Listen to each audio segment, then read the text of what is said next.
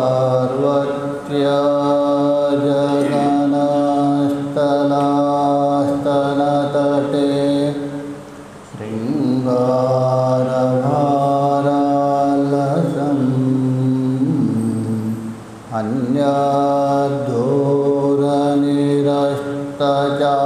अन्यद्धूरनिरस्तचापमधन क्रोधोन्नलोदीपितं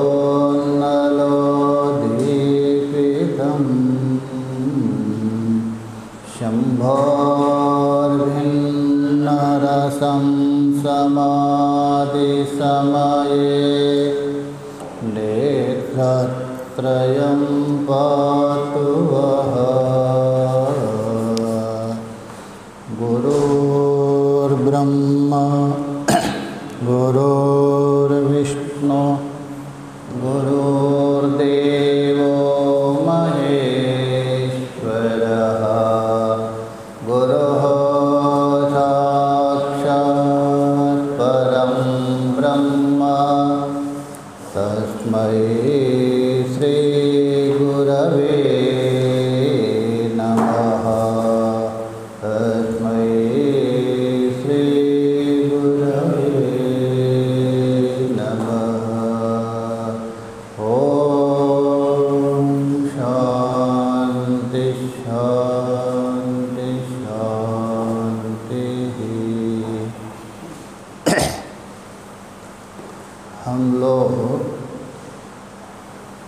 योग सूत्र के विभूति पाद को लेकर विचार कर रहे हैं। जो तीसरा पाद है।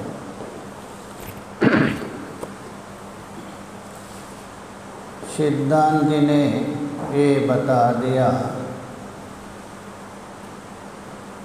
कि जो 3 प्रकार का परिणाम हो रहे,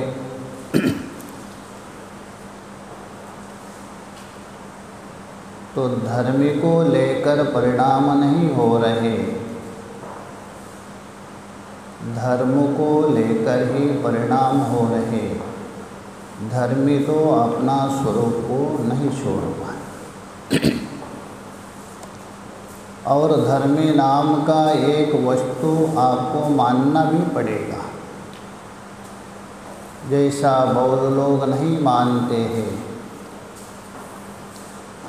उनके मत में अनेक प्रकार के दोष आ सकते हैं, वो दोष भी बता दें। एक तो कर्म फल का भोग नहीं सकते और स्मरण नहीं हो सकता, प्रत्यभिज्ञा नहीं हो सकता। मुख्य रूप से 3 बताया था। इसलिए एक स्थायी धर्मी स्वीकार करना पड़ेगा। ठीक है, स्थायी रूप से धर्मी आपको मानना पड़ेगा, मान भी लिया। धर्मी तो वास्तव में परिणत नहीं होता है धर्म को लेकर। तो धर्मी तो आपका एक ही है। यदि एक धर्मी है और धर्म को लेकर भले ही वो परिणत हो रहे, तो अनेक रूप से कैसा होगा। जैसा एक मिट्टी है, उसी मिट्टी को आपने चूर्ण कहा दिया, चूर्ण रूप से परिणत हो गई, और वही मिट्टी पिंड रूप से परिणत हो गई, और वही मिट्टी कपाल रूप से परिणत हो गई, और वही मिट्टी घट रूप से परिणत हो गई, और वही मिट्टी पुनः कपालिका चूर्ण रूप में। ये जो अनेक परिणाम हो रहे हैं धर्म में, ये कैसा? धर्म तो एक है ना, तो एक में एक ही परिणाम होना चाहिए, अनेक नहीं होना चाहिए। सत्कार्यवादी है ना। तो सिद्धांत जी ने उत्तर दिया, अरे पूर्व पक्षी जी, ये जो अनेक रूप से जो परिणाम जैसा दिख रहे हैं ना, वो ये है क्रम अन्यत्व है। उसका जो क्रम है वो बदल रहा है।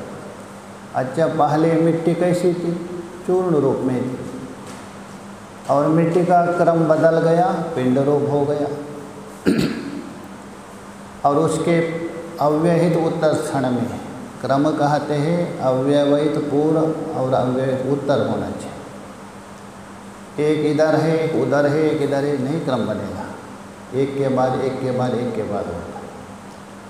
पहले वो मिट्टी चूर्ण रूप में थी, और उसके उत्तर क्षण में वही मिट्टी पिंड रूप में आ गई, और वही मिट्टी कपाल रूप में आई, और वही मिट्टी घट रूप में आ गई। ये हो रहे क्रम को लेकर। अतः ये जो अनेकत्व व्यवहार हो रहे ये है, उसके कारण कौन है? क्रम है। अतः कोई दोष नहीं। इसको लेकर हम विचार कर रहे थे 15वें सूत्र में। देखिए भाष्य में कुछ हुआ था, जैसे यहाँ तक दिया था उन्होंने तद्यता, चूर्णामृत, पिंडामृत, घटामृत, कपालामृत, और यहाँ तक घटामृत तक है। ये उत्पत्ति का क्रम, घटामृत तक उत्पत्ति का क्रम। आगे है नाश का क्रम। 2 क्रम होता है, बढ़ने का क्रम एक, घटने का क्रम एक होता है। उसके बाद वहाँ कपाला मृत, और उसके बाद कपालिका दिया नहीं, ऊपर से समझ लीजिए। कपाल टूटने के बाद वो छोटे छोटे टुकड़े होते हैं, उसको बोलते कपालिका। और उसके बाद कर्णामृत, एक क्रम है। यहाँ तक हुआ था। आगे देखिए, यो यस्य धर्मस्य समानांतरो धर्मः स तस्य क्रमः। यो यस्य धर्मस्य, जो जिस धर्म के ठीक बाद वाला, व्यतिक्रमण नहीं होना चाहिए, अव्यवहित उत्तर क्षण होना चाहिए। अव्यवहित उत्तर क्षण, जैसा यहाँ पहले चूर्ण, उसके बाद पिंड का क्रम। चूर्ण से सीधा कपाल नहीं है, चूर्ण से पिंड, पिंड से कपाल, कपाल से घट, उसको बता रहे हैं। यो यस्याः धर्मस्य समानांतरो धर्म स तस्य क्रमः। जो जिस धर्म के समानांतर बोल तो ठीक बाद में आने वाला जो धर्म है वही उसी का क्रम माना जाता है। एक क्रम की परिभाषा। अथवा अव्यवहित उत्तरक्षण धारा, यही क्रम। अव्यवहित उत्तरक्षण की जो धारा चलती है इसी का नाम है क्रम। जैसे बता रहे देखे, पिंडः प्रच्यवते घट उपजायते। पहले पिंड क्या हो गया? प्रच्युत हो गया। प्रच्युत का मतलब अपना स्वरूप को छोड़ना, नष्ट हो। पिंड पिंड रूपेण रहते हुए वो घट रूप में आपको नहीं दिखेगा, तो पहले अपना रूप छोड़ेगा तभी घट रूप में उपस्थित होता है। पिंडः प्रच्यवते, प्रच्यवते बोल तो च्युत होना, अपना स्वरूप को छोड़ना अथवा नष्ट होना। घट उपजायते, तभी जाके घट वहाँ उत्पत्ति होता है, प्रकट होता है। इति धर्म परिणाम क्रम, ये है धर्म का परिणाम का क्रम है।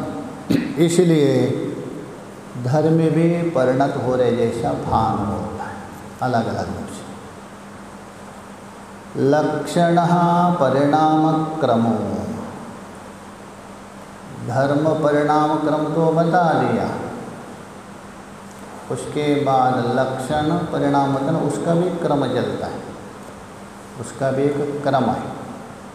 बिना क्रम से कुछ नहीं चलता है। सर्वत्र संसार में क्रम होता है। आश्रम में भी एक क्रम है। सुबह से लेकर सुबह आरती, आरती के बाद शांति पाठ, विष्णु सहस्रनाम, उसी प्रकार चलते रहेगा भोजन। उसके बता रहे देखिए, लक्षण परिणामो क्रमो घटस्य अनागत भावात् वर्तमान भाव क्रमः। ये लक्षण का क्रम है, जो लक्षण परिणाम है उसका क्रम। जैसा घटस्य अनागत भाव, अच्छा घट का जो अनागत भाव मतलब भविष्यत्कालीन घट, अभी तक घट उत्पन्न नहीं हुआ, तो अनागत भाव बोल तो अनागत धर्म। अच्छा घट का अनागत धर्म का मतलब क्या है? वह है पिंड धर्म हो गया। जिस समय में पिंड की अवस्था है तभी घट का क्या है वहाँ वर्तमानत्व है क्या? नहीं, किंतु अनागतत्व है, भविष्यत्व है। अभी तक घट उत्पन्न नहीं हुआ, पिंड अवस्था। तो ये बोल रहे घटस्य अनागतः भावधर्म भावात् वर्तमान भावक्रमः। घट का जो अनागत अवस्था से अर्थात पिंड अवस्था से वर्तमान में स्थित होना, घट वर्तमान हो गया, वो पिंड का क्या होगा? अतीत अवस्था होगी। घट उत्पन्न होने से पिंड की अवस्था क्या होगी? अतीत अवस्था होगी। पिंड नष्ट हो गया ना आपका, अतीत में गया। तथा पिंडस्य वर्तमान भावात् अतीत भावक्रम। दोनों का एक ही अर्थ है। पिंड वर्तमान से अतीत में जावे अथवा घट वर्तमान हो जावे, दोनों का एक ही अर्थ है। कहने का मतलब है पहले पिंड है, जो पिंड वर्तमान है उस अवस्था में पिंड की अतीत अवस्था है क्या? नहीं। जो वर्तमान है तभी अतीत नहीं होता है। अतीत कभी बोलते हैं वर्तमान समाप्त होने के बाद। तो पिंड अवस्था में पिंड की क्या है? अतीत अवस्था है, वर्तमान अवस्था है, और घट की भविष्यत अवस्था है। उस समय घट नहीं है ना। अच्छा अभी घट वर्तमान हो गया। घट वर्तमान का मतलब क्या है? घट की जो अनागत अवस्था समाप्त हो गई, भविष्यत अवस्था थी ना। और पिंड की कौन सी अवस्था थी? वर्तमान, वो भी समाप्त हो गई, वो अतीत में गया। तो कहने का मतलब एक अनागत से वर्तमान में प्रविष्ट हो गया और एक वर्तमान से अतीत में आ गया। पिंड अतीत में आ गया, घट वर्तमान में आ गया, एक क्रम है। तो वर्तमान भावात् अतीत भावक्रम न अतीतस्य अस्ति क्रमा। देखिए वर्तमान और अनागत इनमें तो क्रम है, अतीत में क्रम नहीं है। क्यों अतीत में क्रम क्यों नहीं है? प्रश्न कर रहे हैं। कस्मात् पूर्वपरतयां सत्यां समानांतरत्वं। जहाँ पूर्व और पश्चात भाव, पूर्व भाव और पश्चात भाव वही माना जाता है क्रम होता है। जैसा एक व्यक्ति है वहाँ भी क्रम नहीं होता है, नष्ट हो गया वहाँ भी क्रम नहीं होता। क्रम कभी होता, कम से कम 2 होना चाहिए, कम से कम 2 होना चाहिए। एक में भी क्रम नहीं होता है, अथवा नष्ट हुए वस्तु में भी क्रम नहीं होता है। तो अतीत में इसलिए क्रम नहीं है। अतीत किसको कहते हैं? बीता हुआ वस्तु जिसका सत्ता नहीं है। अतीत का मतलब है समाप्त। वर्तमान आपका समाप्त हो गया, एक बार नष्ट हो गया, उसका सत्ता तो है ही नहीं, इसलिए उसका वर्तमान के साथ भी संबंध नहीं रहेगा और भविष्य, इसलिए उसका क्रम नहीं होता। तो क्रम 2 में रहेगा, किसमें? वर्तमान और भविष्य में। यही बता कस्मात् पूर्वपरतायाम सत्याम समानांतरत्वम। जो पूर्ववर्ती और पश्चातवर्ती होने पर वहाँ समानांतर बोल तो क्रम माना जाता है। एक पूर्व में हो, एक उसके पश्चात, तभी क्रम माना। एक आगे एक पीछे, तभी क्रम माना जाता है। किंतु सातु नास्ति अतीतस्यः। ये जो पूर्ववर्तित्व और अपरवर्तित्व, पूर्व और पश्चिम, आगे और पीछे, ये अतीत में नहीं रहता है। क्यों नहीं रहता है? अतीत का कोई सत्ता ही नहीं रहता है। अतीत मतलब बीत गया, समाप्त हो गया। जो समाप्त हुआ उसका आगे पीछे कुछ नहीं रहता, इसलिए क्रम भी नहीं। तस्मात्, इसे निचोड़ के बता रहे देखिए, द्वयोरेवा लक्षणयोर क्रमः। इसलिए द्वयोर लक्षण मतलब लक्षण का अर्थ किया था पहले, काल, अद्वा, स्थिति। तो 2 में ही क्रम होता है। किसमें? वर्तमान में और भविष्य को लेकर, इनमें क्रम होता है, अतीत में नहीं। द्वयोरेव लक्षणयो क्रम। ततः अवस्था परिणाम क्रमोपि। उसी प्रकार अवस्था जो परिणाम हो रहे उसका भी क्रम चलता है। केवल धर्म परिणाम का नहीं, लक्षण परिणाम का क्रम नहीं है, अवस्था परिणाम का भी क्रम चलता है। अवस्था जैसा पहले बाल्यावस्था है, उसके बाद यौवन अवस्था, उसके बाद वृद्धावस्था, एक क्रम से जाएगा एक के बाद, ये अवस्था। ततः अवस्था परिणाम क्रमोपि, जैसा घटा के भी कार्य देखें। घटस्य अभिनवस्यः, जैसे जो घट है, कैसा घट? अभिनवस्यः। अभिनवस्य का मतलब जो नूतन घट है, जो अभिनव जो घट है उसका धीरे धीरे जो पुराण हो रहा है, इसलिए बोले घटस्य अभिनवस्य। अभिनव जो घट है उसका। प्रान्ते पुराणतः दृश्यते। आपका जो घट नया बना दिया कुछ समय आया, उसमें प्रांत्य बोल तो अंश, प्रांत्य बोल तो अंश। उदाहरण के लिए आपका मकान नया, किसी एक अंश में क्या हो गया, वो पुराना हो गया, जर्जर हो गया। बाकी सब ठीक है, किंतु एक किनारा उसका थोड़ा जर्जर, जल गिर रहा है। प्रांत्य बोल तो अंश। नया जो घट है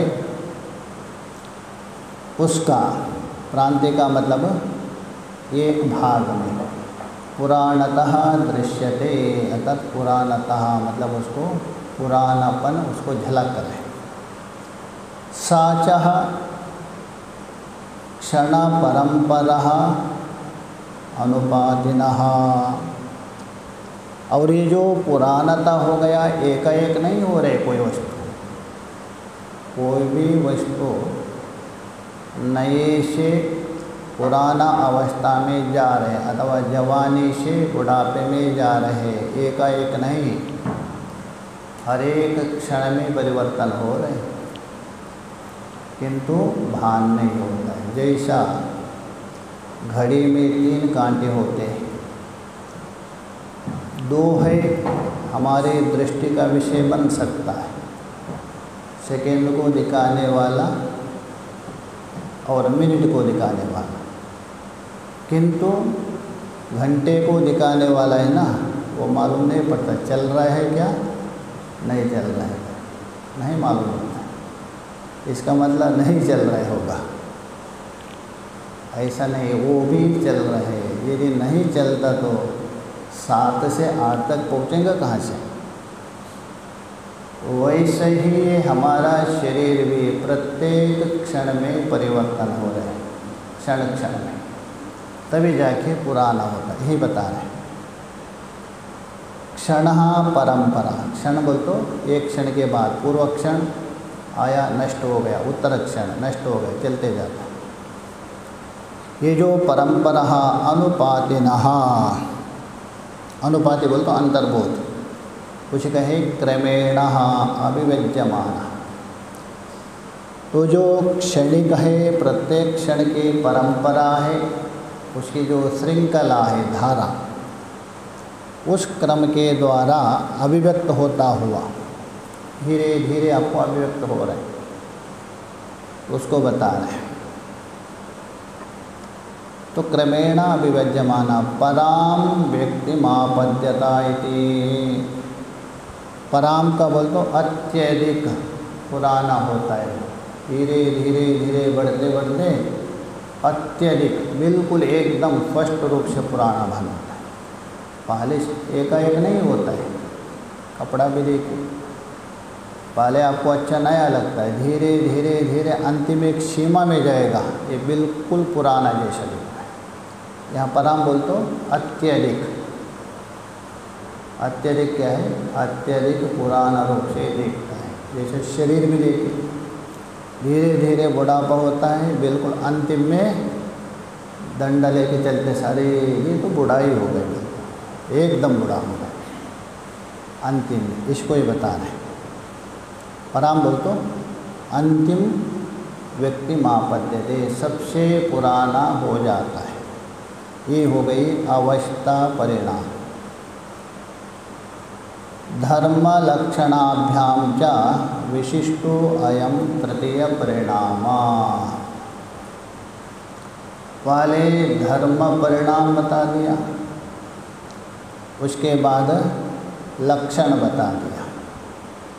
तो धर्म लक्षण दोनों हैं, उन परिणामों से ये तीसरा एक विशिष्ट परिणाम है।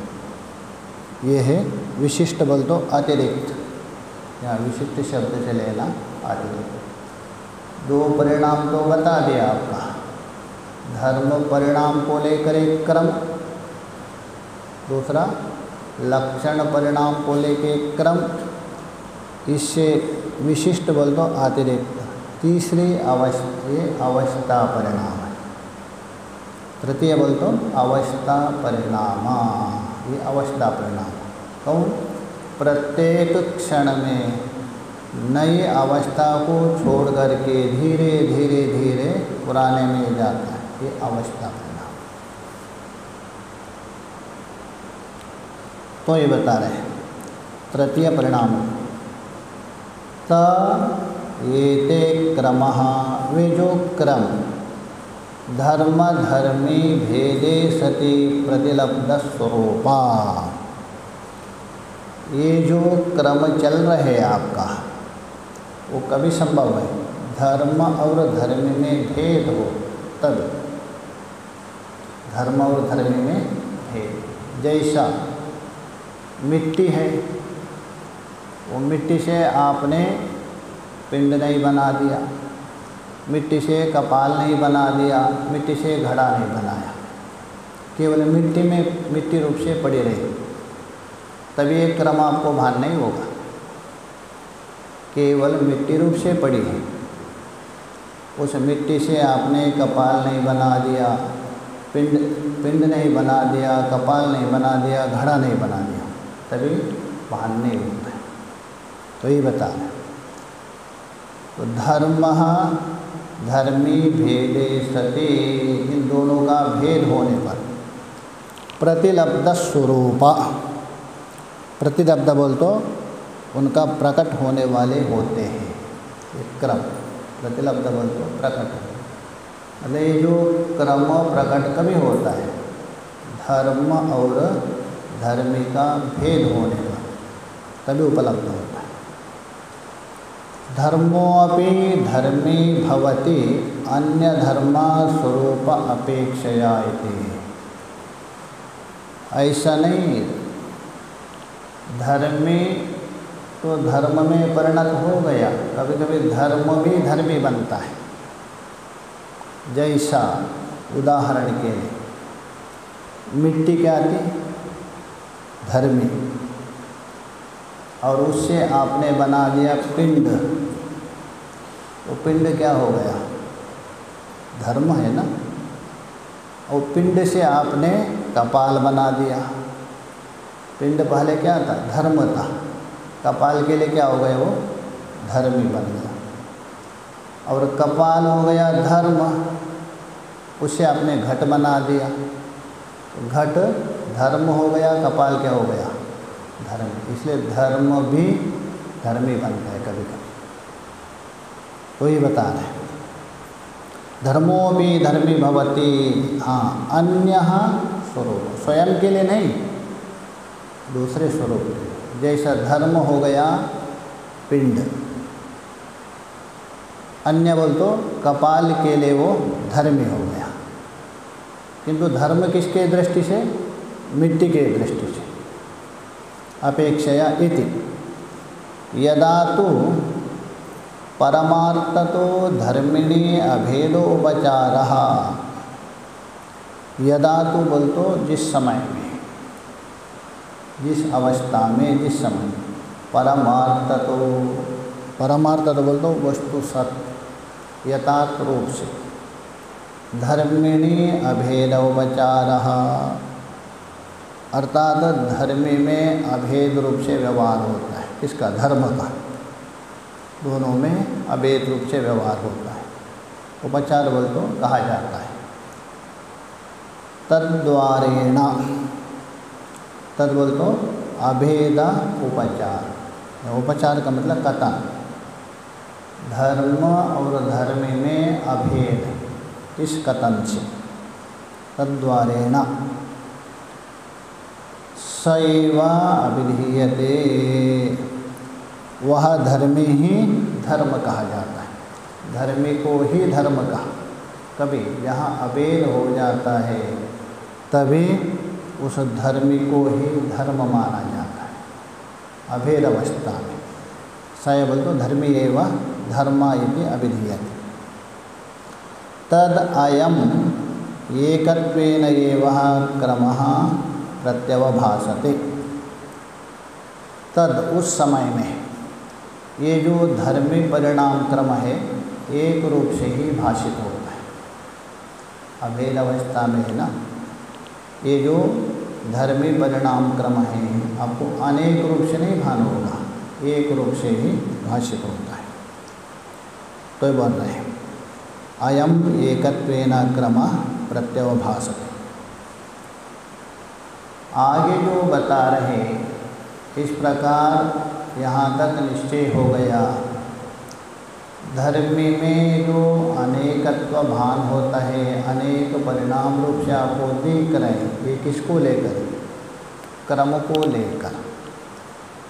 लक्षण में परिणाम हो रहे उसके क्रम को लेके लीजिए, अथवा धर्म में जो परिवर्तन हो रहे उस क्रम को लेके लीजिए, अथवा अवस्था में जो परिणाम हो रहे उसको लेकर धर्मी में अनेकत्व परिणाम में वाद होता है, स्वतः नहीं। उसके बाद हमारा जो चित्त है उसमें भी दो धर्म है, ये बता रहे।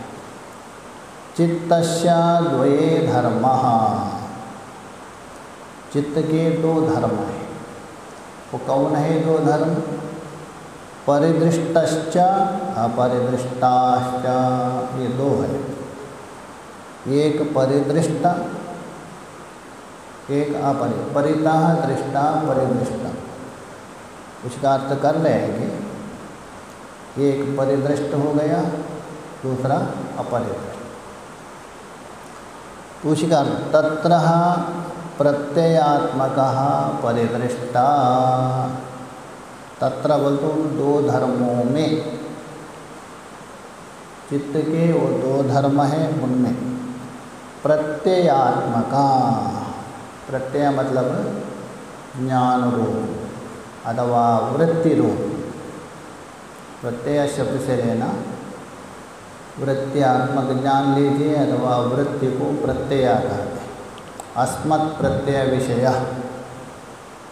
आत्मा तो बिल्कुल अविषय नहीं है, अस्मत् प्रत्यय का विषय है। ब्रह्मसूत्र में सुना है ना, प्रत्यय का मतलब वृत्ति। तो ज्ञान रूप अथवा वृत्ति रूप होता है, उसको कहते हैं परिदृष्टा। और दूसरे शब्द से यदि कहना हो तो अपरोक्ष, इसका नाम है अपरोक्ष। और वस्तु मात्रात्मका अपरिदृष्टा, और केवल वस्तु मात्र में जो रहता है ये है अपरिदृष्टा। वह ज्ञान रूप से नहीं है। दो होता है ना, ज्ञानगत प्रत्यक्ष, विषयगत प्रत्यक्ष। एक ज्ञानगत प्रत्यक्ष होता है, घट ज्ञान का भी और घट का भी।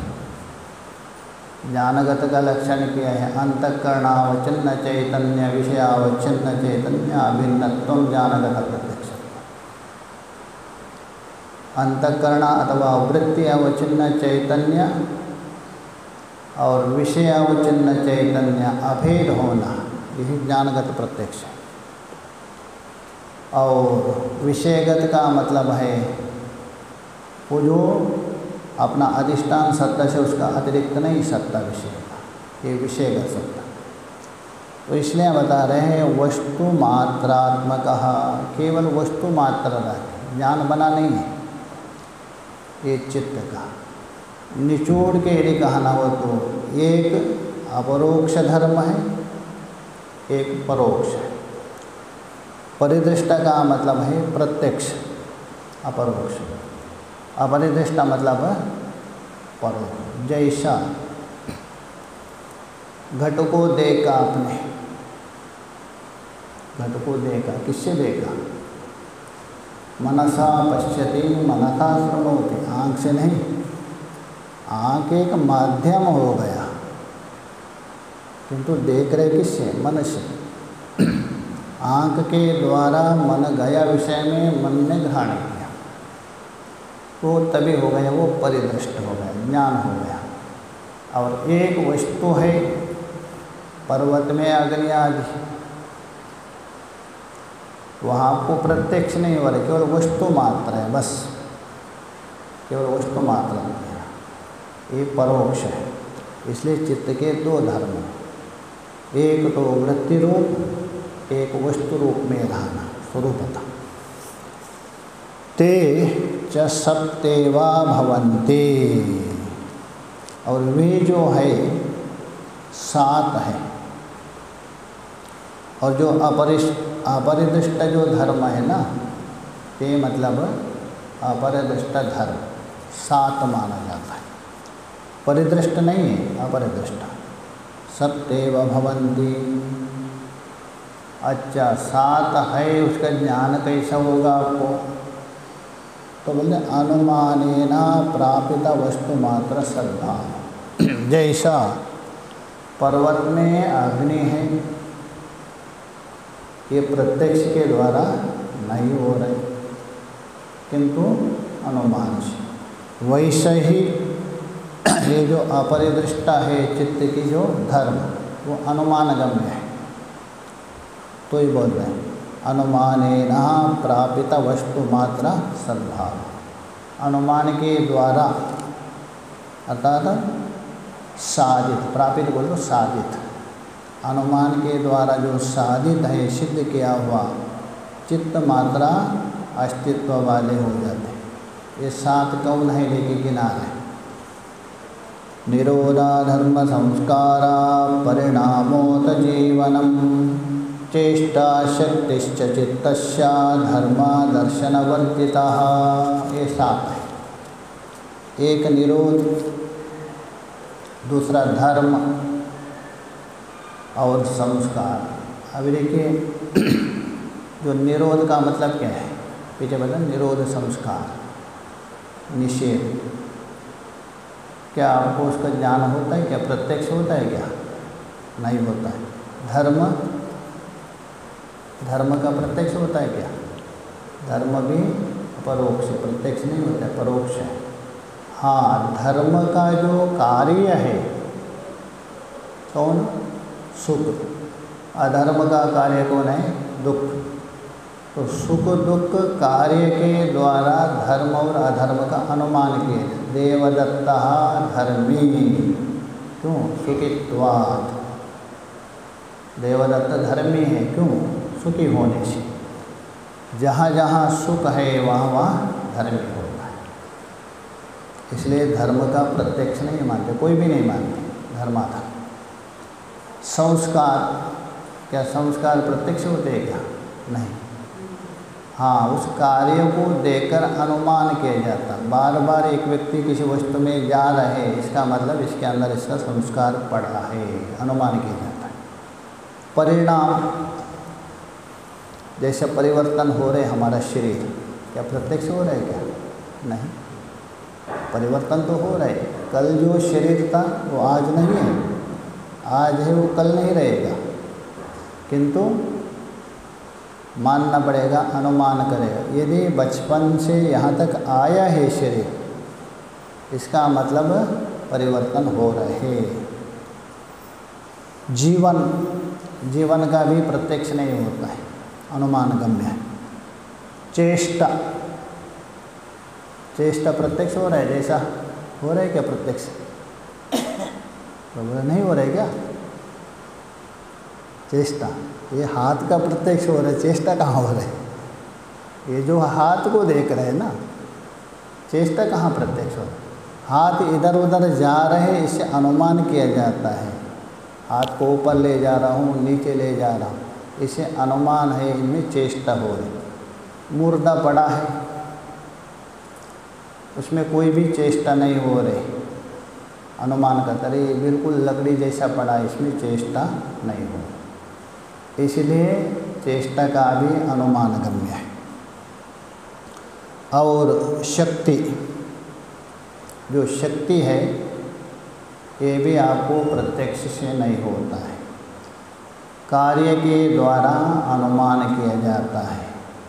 व्यक्ति के अंदर कितनी शक्ति है, उससे होने वाला कार्य को देख के आप अनुमान कर सकते हैं।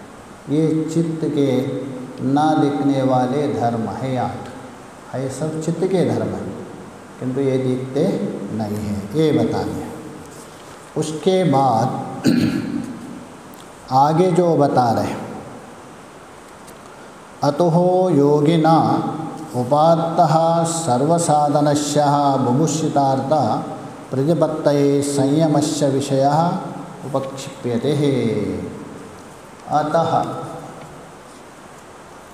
अतः बोल तो इसके बाद, योगिनः जो साधक, अभी प्रकरण में ला रहे हैं पुनः, बीच में प्रसंगवशात कुछ परिणाम को लेकर विचार किया। पहले प्रसंग चल रहा था किसका? धारण ध्यान समाधि त्रयाणाम एक संयम, वही ला रहे थे। अतो बोल तो इसके बाद प्रासंगिक जो कुछ बताना था उसको जो बता करके, योगिनः जो योगी है उसका, उपात्तः सर्वसाधनस्य विशेषण है। उपात्त बोल तो अंगों के सहित अनुष्ठान कर लेने वाले। 8 जो अंग बताया था, यम से लेकर समाधि तक 8 अंगों के साथ जिन्होंने अच्छे प्रकार से अनुष्ठान किया, ऐसे जो अनुष्ठान कर लेने वाले योगी के, सामान्य नहीं विशेषण है, तो उपात्त साधनस्यः योगिना बुभुषितार्थः प्रतिपत्तये। बुभुषित का मतलब है जानकारी के लिए, ज्ञातुम इच्छति बुभुषः, जिज्ञासित पदार्थों का। आपके अंदर यदि जिज्ञासा हो गई, आगे बताएंगे, मुझे भुवन का ज्ञान करना है अथवा मुझे पूर्व जन्म का ज्ञान करना है, ये सब आपके अंदर यदि कोई जिज्ञासा हो गई, तो जिज्ञासित पदार्थों की जानकारी के लिए संयमस्य विषयः उपक्षिप्यते, जो संयम है उस विषय का प्रस्तुत कर रहे हैं। तो कहने का मतलब है 8 अंगों के सहित अच्छे प्रकार से जिसने योग का अनुष्ठान किया, ऐसा योग के अंदर यदि जिज्ञासा हो गई किसी वस्तु को जानने के लिए, तो उसके लिए संयम आवश्यक है। तीनों एकत्रित करे तभी वो जिज्ञासा आपकी पूर्ण हो। उसके लिए आ रहा है, देखिए सूत्र देखिए, परिणामत्रय संयमात् अतीता अनागत ज्ञानम परिणामत्रय संयमात्। ये 3 प्रकार का परिणाम बताया था ना, परिणामानाम त्रयम, कौन? धर्म परिणाम, लक्षण परिणाम और अवस्था परिणाम, ये 3 परिणाम बताया था। उन 3 परिणाम हैं, उनमें संयम करने से, केंद्रित करने से, ऐसा नहीं पहले जिसने योग के अंगों को ठीक अनुष्ठान किया, बिल्कुल उसके द्वारा, हम लोगों के द्वारा नहीं होगा। तो संयम करने से तीनों में उस योगी को क्या होता है? अतीता अनागत ज्ञानम। अतीत मतलब भूतकालीन ज्ञान होगा, भूतकालीन में क्या क्या था, हमें क्या हुआ था, ये ज्ञान होगा। अनागत मतलब भविष्यत का भी ज्ञान हो सकता है। तो बोले अतीता अनागतः ज्ञान बोल तो साक्षात्कार कर सकता है। यह नहीं उल्टा दिया। अच्छा, अतीत पदार्थ का साक्षात्कार कैसा करेंगे? अथवा अनागत, अतीत का मतलब जैसा मान लीजिए किसी ज़मीन में पहले घड़ा था, वो घट नष्ट हो गया, तो योगी वहाँ साक्षात्कार करेंगे। घट ही नहीं है, घट का साक्षात्कार कैसे करेंगे? साक्षात्कार करने के लिए वस्तु होना चाहिए ना। अतीत मतलब घट आपका नष्ट हो गया, ध्वंस हो गया, तो ध्वंस हुआ घट को योगी कैसा प्रत्यक्ष करें? प्रत्यक्ष आपका 2 प्रकार से होता है, एक वस्तु विधेय प्रत्यक्ष, एक ज्ञान विधेय प्रत्यक्ष।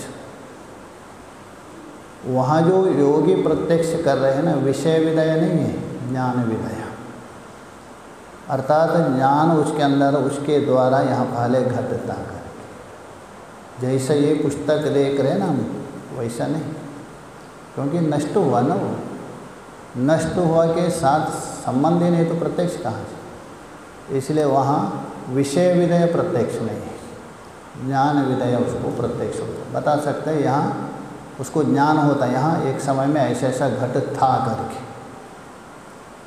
बाद में अमुक के द्वारा नष्ट किया गया, इसलिए वहाँ ज्ञान विधेय प्रत्यक्ष नाम। हाँ, ये जो प्रत्यक्ष कर रहे वर्तमान में, इसी का नाम है विषय विधेय प्रत्यक्ष।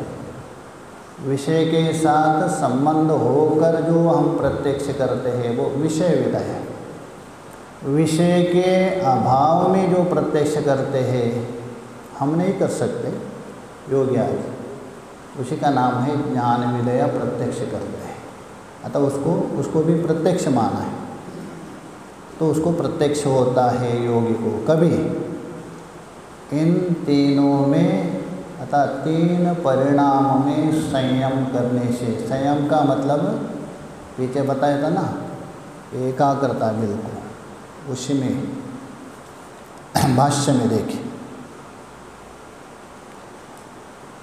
धर्म लक्षण अवस्था परिणामेषु, धर्म है, लक्षण है, अवस्था परिणाम, इन तीनों परिणामों में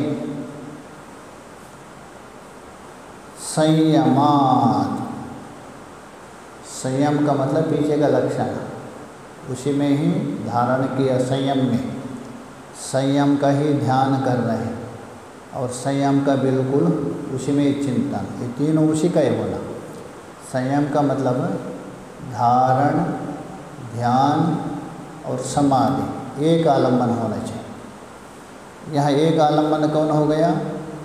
ये तीन परिणाम हैं, वही आलम्बन हो गया, उसी में ही केंद्रित कर दिया, उसी में ही कॉन्संट्रेशन किया, तभी संयमात्, ये इन तीनों परिणामों में संयम करने से योगिनः, जो योगी को अतीत अनागत ज्ञानम, अतीत और अनागत जो ज्ञान है, अतः उसका ज्ञान होता है, उस वस्तु का ज्ञान होता है। केन विदया, विषय विदया नहीं, ज्ञान विदया, उसका ज्ञान होता है।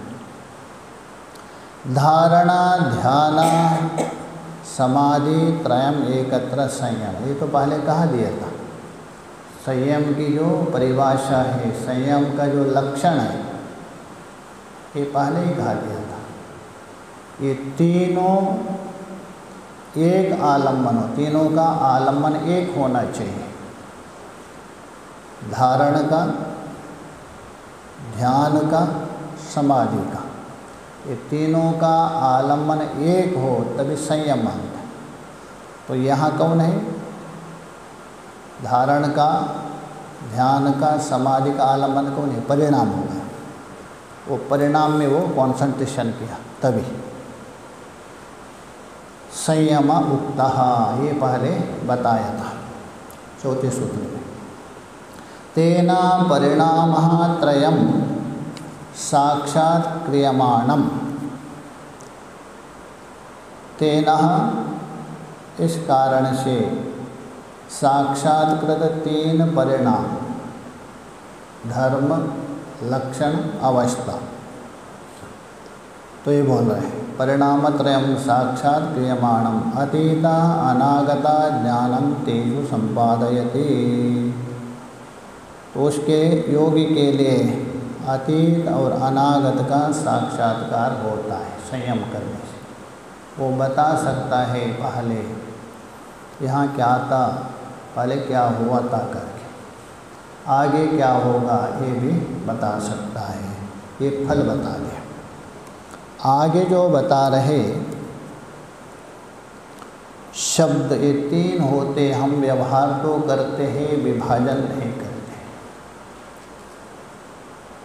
शब्द अलग है, अर्थ अलग है, ज्ञान अलग है। जैसा घट हम प्रयोग करते, घट, यह 4 अक्षर है, 2 हल और 2 अक्षर और एक विसर्ग मान जाना, ये घट शब्द हो गया। और ये घट उच्चारण करने से उसका अर्थ हो गया, जो जिसमें जल भरते हैं कम्बुकरेवाद, वो अर्थ हो गया। और उसका ज्ञान है अलग है, सुनने वाले को ज्ञान होता है, बोलने वाला है वो शब्द बोलता है, और अर्थ रहेगा बाहर, और सुनने वाले को होता है ज्ञान। देखो तीनों अलग अलग है, शब्द है बोलने वाले के मुख के द्वारा, अर्थ है प्रतिबिंब में है, ज्ञान है सुनने वाले को है, तीनों अलग है। किंतु हम घट पद अर्थ ज्ञान को संकीर्ण मानते हैं, एक ही मानते हैं, तीनों एक नहीं अलग अलग है। इसलिए यहाँ बता रहे कुछ उसको लेकर। वर्ण है, पद है, वर्ण भी आपको बोध नहीं करता है, पद भी नहीं करता, उसके लिए आ रहे देखिए सूत्र। शब्दार्थ प्रत्ययानाम इतरेतराध्यासात् संकरः तत्प्रविभागा संयमात् सर्वभूतऋतज्ञानम। यहाँ बता रहे जैसा शब्द है, शब्द अलग होता है, तो इसलिए बोले शब्द, उस शब्द के अर्थ और प्रत्यय मतलब ज्ञान, तीन होता है। एक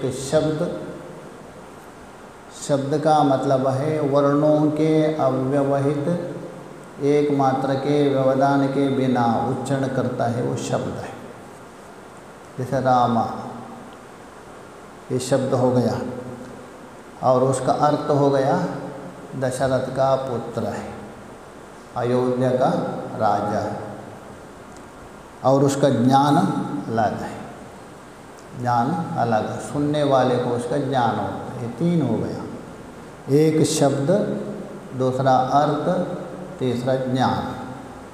तो ये बता रहे शब्दार्थः प्रत्ययानाम इतराध्यास बोल तो अन्योन्य, एक दूसरे में, इतर बोल तो दूसरे में पारस्परिक अध्यारोप है।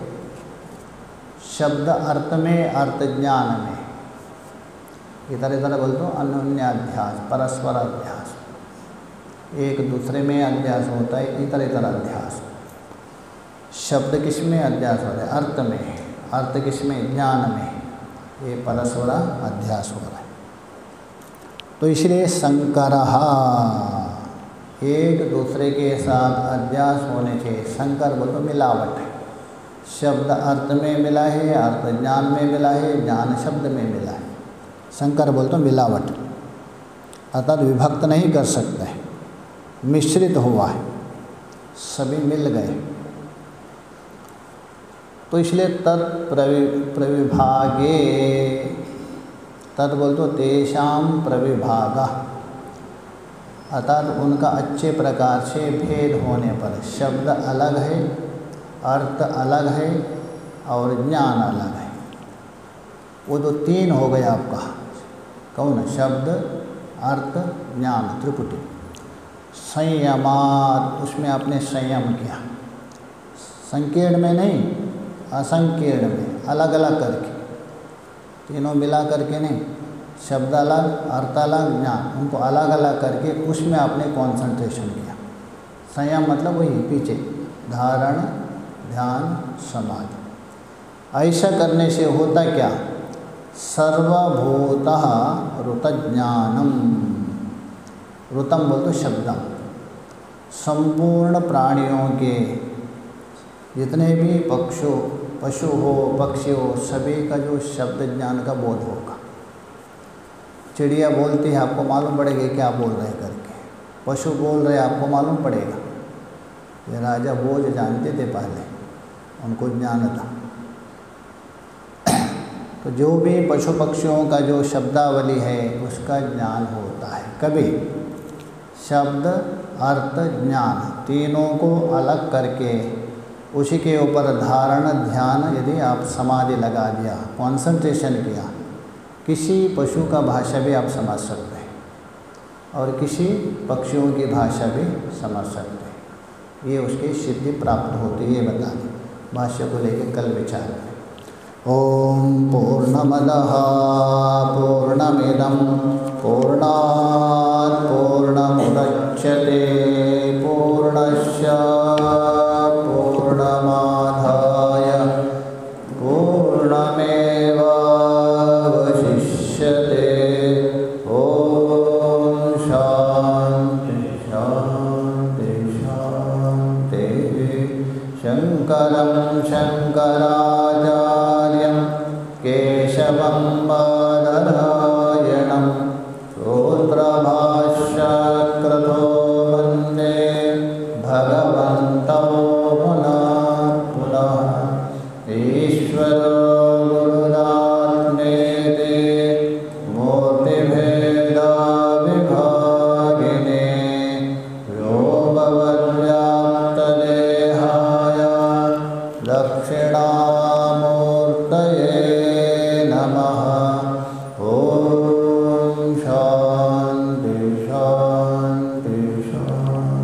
थे